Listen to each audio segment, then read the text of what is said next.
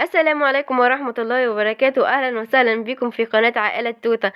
هلا علينا شهر الخير، كل سنة وانتم طيبين، شهر الحب، شهر التسامح. كل سنة وانتم طيبين وبألف صحة وعافية يا رب. حبينا ان احنا النهاردة نعمل مع بعض ترند الترندات اللي مكسر الدنيا، الأشطوطة. ترند بلبن. فحبيت ان انا اعملها، كان نفسي اعملها من زمان وحبيت ان انا اشاركها معاكم. يلا بينا نقول المقادير والطريقة ونسمي الله ونقول بسم الله الرحمن الرحيم ونبدأ يلا بسرعة. عندي الكيكة هنحط 4 بيضات كبيرة. 187 جرام دقيق، 150 جرام سكر. عندي 30 جرام نشا، 35 جرام محسن أو معلقة كبيرة مليانة. عندي معلقة خل كبيرة. طبعا فانيليا سايلة، وبحب كمان أحط معاها فانيليا عادية، وبتدي نفس الطعم ونفس الريحة بتاعت التورت بتاعت الحلواني. المية 75 جرام مية، والمية تكون متلجة فيها قطع تلج من الفريزر. والمحسن كمان بحطه في الفريزر، والبيض في التلاجة علشان خاطر ان انا بضربهم كتير بالمضرب علشان يديني كمية اكبر. والخليط بتاعي ما يسخنش مني فيسيل. لكن لو بالعجان ممكن عادي تستعملي المكونات كلها بدرجة حرارة المطبخ. حطيت ورق عادي زي ما انتوا شايفين، ورق كراسات في الصاج، وبعدين بطنته بورق الزبدة عشان حسيت ان ورق الزبدة عندي خفيف المرة دي فخفت عليه. مسخنه الفرن بتاعي على اعلى درجة حرارة، وحاطه فيه كمان صينية فيها مية علشان خاطر الصاج ده متجلفن مش ألمونيوم، فممكن يحرق لي القعر بتاع الكيكة بتاعتي.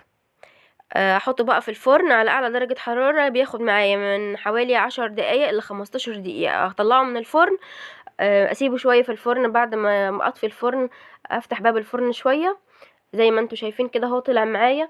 وبعدين اغطيه واسيبه لحد لما يبرد معايا خالص. على النار بقى حطيت كوباية رز قصاد منها 3 كوبايات مية سخنة. اسيبها على نار هاديه لحد لما الرز بتاعي يستوي خالص. انزل بايه 8 كوبايات لبن. لو انت عايزه تخلي الرز بتاعك يبقى طري جدا، يعني تاكلي كانك بتاكلي في ايه، في مهلبيه وفيها اثر رز. لكن لو انت بحابه ان الرز يكون موجود يبقى حطي 6 كوبايات لبن بس. لكل كوبايه لبن حطي معلقه ونص سكر. لو انتي عايزه السكر بتاعه يكون مظبوط. لو انتي حابه ان السكر يكون زياده حطي زي ما انتي عايزه بقى. النشا قصدي الفانيليا بتتحط في الاخر خالص قبل ما تطفي النار على طول. انا ما بحبش احط نشا في الرز بلبن. انا يعني بعتمد اساسي على النشا بتاعه الرز. فانتي لو بتحبي تحطي نشا حطي عادي براحتك، لكن انا ما بحبش احطها الصراحه. كل واحد ليه طريقته. انا بستعمل الطريقه اللي امي بتستعملها، ما بتحطش عليها نشا، لكن حماتي عادي بتحط وبيبقى حلو برضه. لكن انتي لو متعوده على ان انتي تحطي نشا حطي براحتك. خلاص كده عندي الرز استوى. ما بخليش الرز يكون ما فيهوش لبن، لا بيفضل فيه لبن شويه. بيبقى عامل زي المهلبيه، لانه لما بيقعد فبيتقل. طعم الرز بلبن ده يا بنات والله بيفكرني بطعم الرز بلبن اللي كنا بناخده. لو حد سمعني وكان دخل مدينة جامعية خصوصا جامعة القاهرة بيدوا رز بلبن.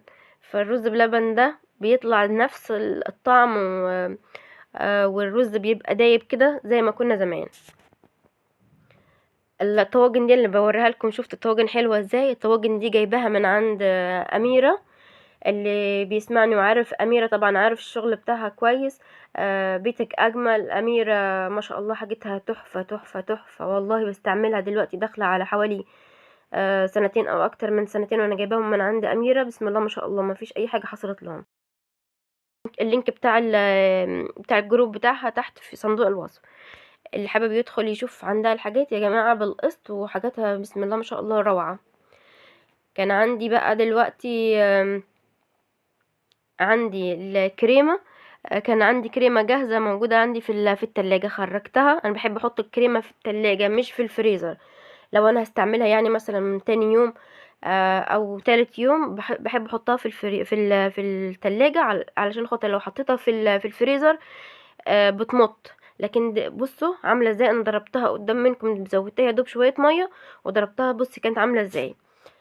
قشرت بقى الصاج بتاعي خالص من الوش، عشان الوش ده بيبقى شايل الزفاره بتاعت ايه الكيكه.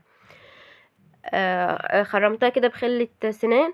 وبعد كده جبت الخليط بتاعي اللي انا هسقي بيه الكيكه، لبن، وكنت حاطه مسيحه معاها شوكولاته بيضه وضيفها عليها. سقيت اللبن الكيكه بتاعتي كلها لبن. بس ما سقيتهاش جامد زي القشطوطه الاصليه، عندي جنى ما بتقبلش اللبن جامد، فعشان كده ما زودتهاش. حطيت طبقه الكريمه من فوق، فردتها بالمعلقه. شايفه انا بس اهي فردتها عادي بالمعلقه، يعني لو ما عندكيش سكرابر عادي. بعد كده بسويها انا بالسكرابر عشان يبقى الوش كله متساوي مع بعضه. المفروض الغلطه اللي انا عملتها، المفروض كان الصاج ده دخل الفريزر شويه علشان الكريمه تجمد وتثبت على ايه، على الكيكه، بس انا كنت مستعجله فقطعتها على طول. بصي الكريمه عملت معايا ازاي، لكن لو سبتيها شويه في الفريزر او في التلاجة كانت هتمسك نفسها شوية، فكل قطعة ما كانش هيبقى فيها اي غلطة، كانت هتبقى مظبوطة. قطعت الصاج بتاعي بحيث ان انا ايه، لما اخد القطعة اعرف احطها في الطبق فوق الرز بلبن. وقت ما حطيت الرز بلبن على في الاطباق ما مليتهاش جامد عشان اعرف احط برضو قطعة الكيك واعرف اقفلها. بصي وش الرز بلبن مكرمش ازاي، علشان خاطر لما حطيته في الاطباق سبته شويه لحد لما استهدى، وبعدين غطيته وسبته، وبعد كده دخلته في التلاجة.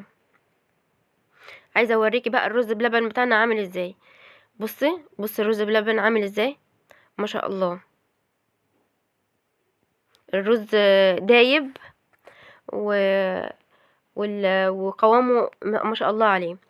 حطيت بقى على كل طبق قطعه من الكيكه بتاعتي.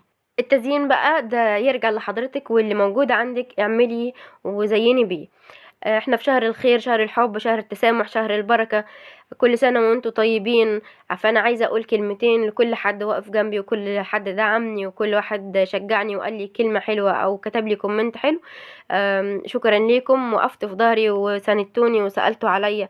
وكان طبعا اخص بالذكر اهلي اول حد اللي كانوا واقفين جنبي ودعمني من اول ما فتحت القناة. تاني حد، في ناس من جوه اليوتيوب وفي ناس من بره اليوتيوب او عمري ما شفتهم، وبقول لهم شكرا. كانت مدام غادة حسين، وكانت سالي عزمي الوزيرة، سالي عزمي طبعا هي مش وزيرة بس احنا بنسمينا الوزيرة، وهي تستاهل فعلا تكون ان شاء الله بإذن الله وزيرة في يوم من الأيام. شكرا ليك يا سالي، وشكرا ليك يا ريهام على وقفتك معايا، وشكرا ليك يا ياسمين، ربنا يشفي لك سلسبيل ان شاء الله باذن الله. وشكرا جدا يا زينب يا يماني صاحبة قناة اكلات وحلويات بنت الواحات، على وقفتك معايا وعلى سؤالك عليا. اذا عجبك الفيديو متنسينيش في اللايك والشير وسبسكرايب. مع السلامة.